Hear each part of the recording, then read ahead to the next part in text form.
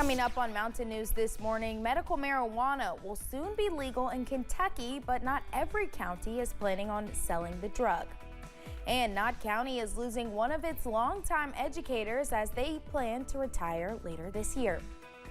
Dedicated to Eastern and Southern Kentucky, this is WYMT Mountain News This Morning. Good morning, I'm Madison Carmouche. We are coming up on 6 o'clock this Friday morning. And I think it started off just a little chilly this morning. I know for myself, I wish I had a jacket, but I think it may get better. So let's send it over to meteorologist Tim Drawbridge for a look at your forecast. It's going to get better. It will be warmer today in Madison. Hi, everybody. Good Friday to you. Almost to the weekend, and yes, cool at 50 here in Hazard, battling some low clouds and fog, as you can see on the tower camera. Nonetheless, the visibility is a little bit lower, getting down toward Middlesboro, and you'll run into those banks of fog in place to place, so a little extra time into work and school today. Yes, Irvin is a degree cooler than we are right now at 49. It is 54 in Middlesboro, 55 Pikeville, 54 your way. Up at Moorhead, satellite weather composite, nothing going on. High pressure is right on top of us, providing this splendid weather, albeit a little bit cool, but summer's coming back big time as we head through the next couple of days.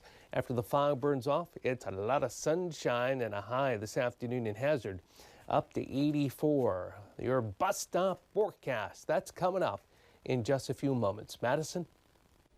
Tim, thank you.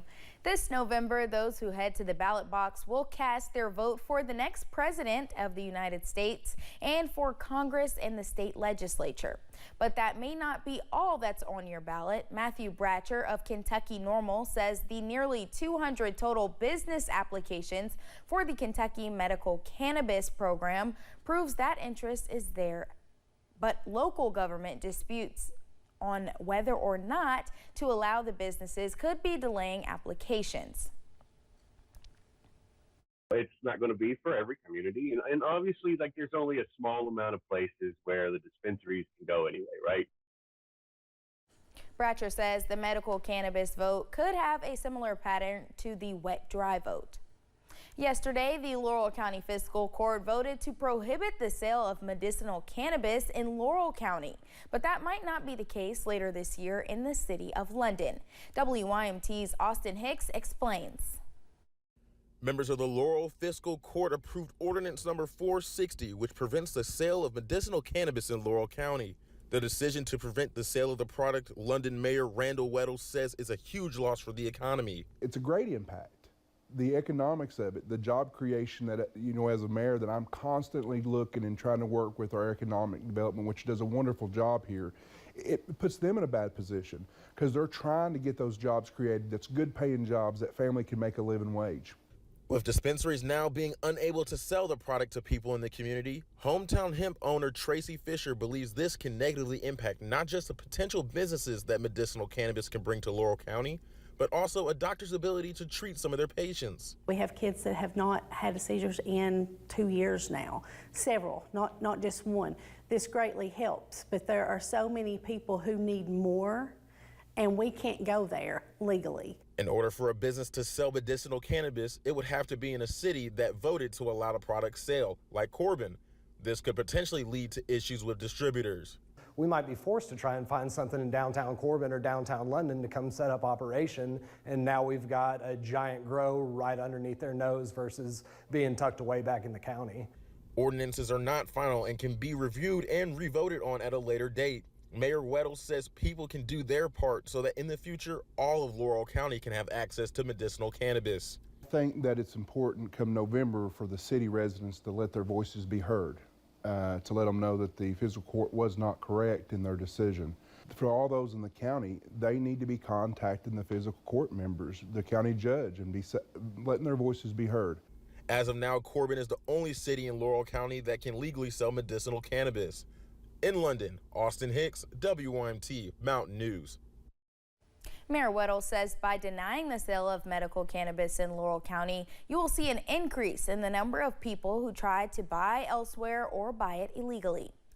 In less than 3 months, voters will head to the polls. In preparation for November 5th, the West Virginia Secretary of State's office held a training for Mingo County clerks to learn about new technology already in use by Cabell County. The Secretary of State's office says all of West Virginia's counties use the express vote election system, but not all are using electronic poll books. Traditionally, voting jurisdictions have had paper poll books that contain a list of eligible voters in the district or precinct. We want to make sure that every vote is counted and is counted properly, and that they can put all their trust in us to ensure that. Mingo County will unveil the poll books this November, and on September 10th, Mingo County will be back in Cabell for more election training. The Knott County community is preparing to say goodbye as longtime educator and current Knott County Schools Superintendent Brent Hoover announced his retirement effective October 1st.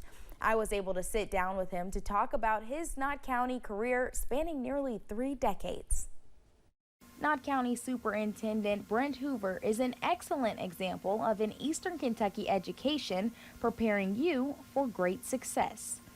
Started my academic career over at Beaver Creek Elementary, and I graduated from Knott County Central High School and went on to Morehead State University. I've spent my entire teaching career here and have enjoyed working with the kids of Knott County. Knott County is near and dear to my heart. But Hoover says after more than 25 years, it's time to put down the pencils and try something new.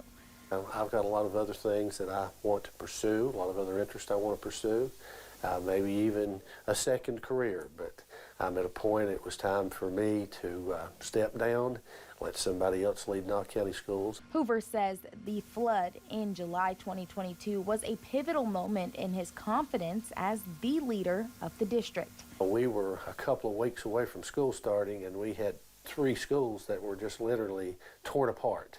And decisions had to be made immediately, big decisions, big financial commitments had to be made early on. He leaves this advice to educators when it comes to decision making. And I think it is just of utmost importance to keep kids first. Be very optimistic. Sometimes the school year seems long, the school day seems long, but always be optimistic and remember those kids are somebody's babies and we're entrusted with them, and during the time we have them, we have to take really good care of them. And in the end, he says being an educator has been more than just a career field, but a life-changing experience.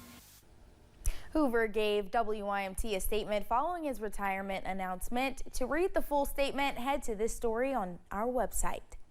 This year at Wayne High School in West Virginia, students have the opportunity to start training on how to become firefighters. Fire Marshal Dave Cottle says a lack of young people serving on fire departments is a major problem. Students at least 16 years old who complete the newly offered course will be qualified to join a volunteer fire department and to have a head start toward earning a 2-year degree that can be used toward becoming a professional firefighter or a career in the safety field. By doing this in the high schools where the kids can get it as an elective in school, it's going to be a great opportunity for them to get the training even before they're out on their own and have a real job. Cottle says one of their goals is to eventually offer the program at Tulsia and Spring Valley High Schools as well.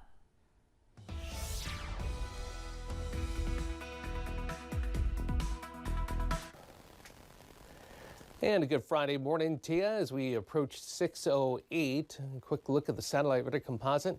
Not much is going on. That's fantastic news the way the week has gone, right? Because the nice sunshine will continue. It's just heading from fall back to summer. Hey, last third of August still to get through, right? Dealing with the areas of fog. It's 50 degrees right now here in Hazard, 49 at Irvin. Winds are calm. We'll burn off the fog. We'll start to see the temp creep up a bit over the next hour or two as we head through the lunch hour, mid-70s, and we'll top out at 84 in Hazard this afternoon. How about the weekend forecast? How warm do we get? And when does the humidity come back? We'll let you know. That's coming up in a few minutes. Madison? Tim, thank you. And thank you for joining us on Mountain News this morning. More news is on the way. When we return, Vice President Kamala Harris makes it official, accepting her party's nomination for president.